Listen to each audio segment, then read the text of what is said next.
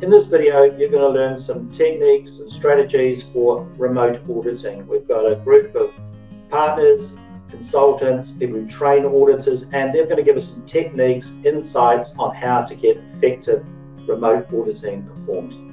Hi, Peter from Mango, and welcome to Compliance Conversations. What processes did you have to change to support remote auditing?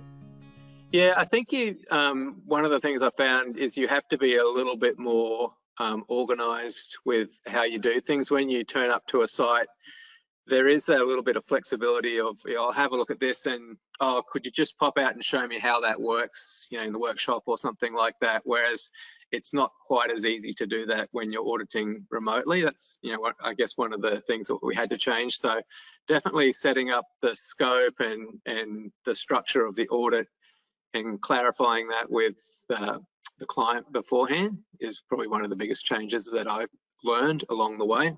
Look, number one, I've found you have to do more audit planning. So particularly if it's a site you're not that familiar with or things like that, a lot more. So audit planning, really understanding the process or procedure and the criteria you're going to audit.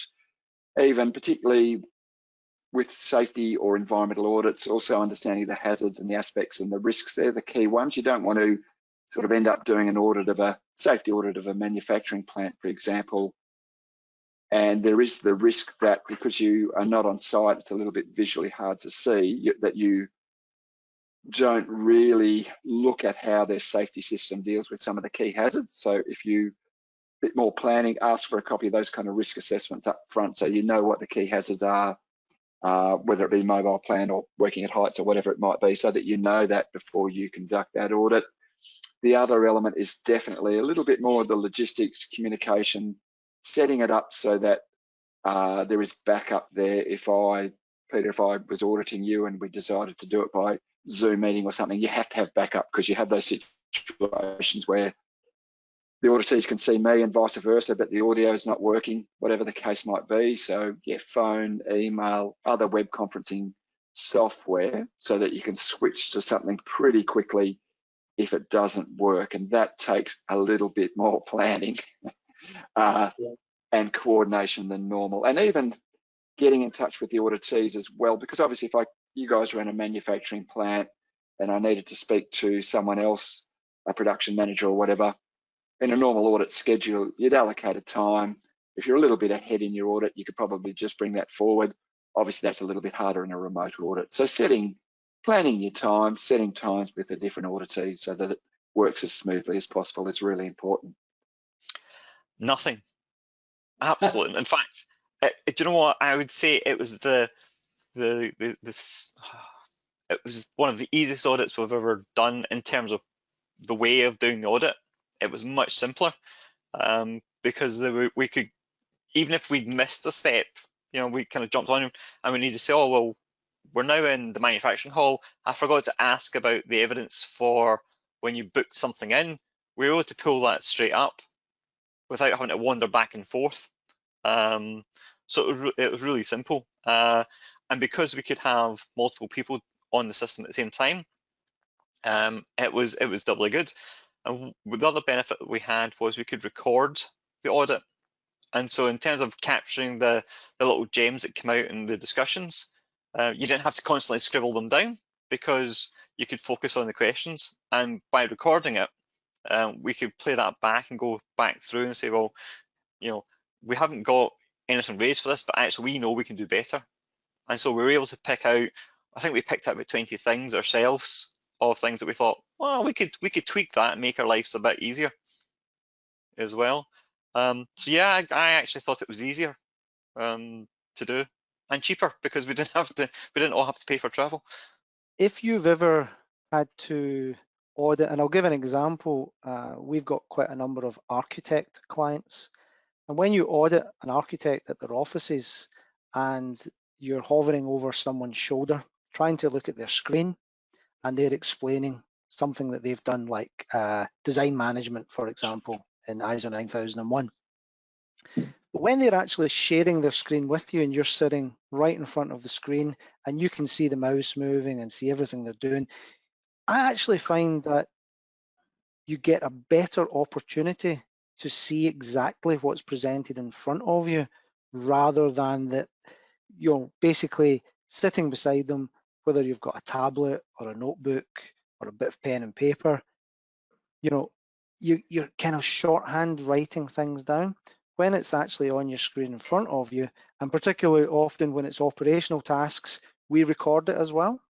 So when it's on Teams, we record it. So when we're writing up our report, we can go back and say, yeah, okay, we were talking about that at 12 o'clock, between 12 and 12:30. I'm actually just going to have a quick look back at that and just remind myself. And that's actually a huge advantage. I don't have the greatest memory.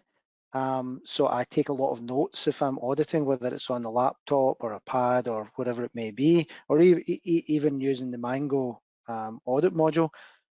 But actually, when you video something as well at the same time and record the activity, that's a huge added benefit as well. I think the glaring obvious issues are that when we're auditing sites, there are reviews of documentation, and then there's also reviews of physical site conditions. So that's what we had to change in our process. We've split our audits into two phases. So there's one audit which would be a document review, which we're quite comfortable to do online. And then in some instances, there is obviously the requirement for a physical site inspection, particularly if we're auditing construction or we're looking at a factory or something where health and safety is one of the provisos. Their physical inspections are obviously necessary. We didn't really have to change much in the way of the processes that we're operating, because in terms of using Zoom as our video conferencing platform, we've been doing that for a while anyway. And as I mentioned, with our Mango clients, the remote audits have been really easy to do because the evidence is so easy to find in the system. So that involved no change. It's more about educating the client when we need them to do the walkabout kind of audits. So the biggest change we had to make was your planning has to be a lot more detailed. So you need to be able to provide, to make it work in an efficient manner, is be able to provide the client a list and say, I need this document and this document and this document and this document, so they've got time to collate it beforehand to get to you.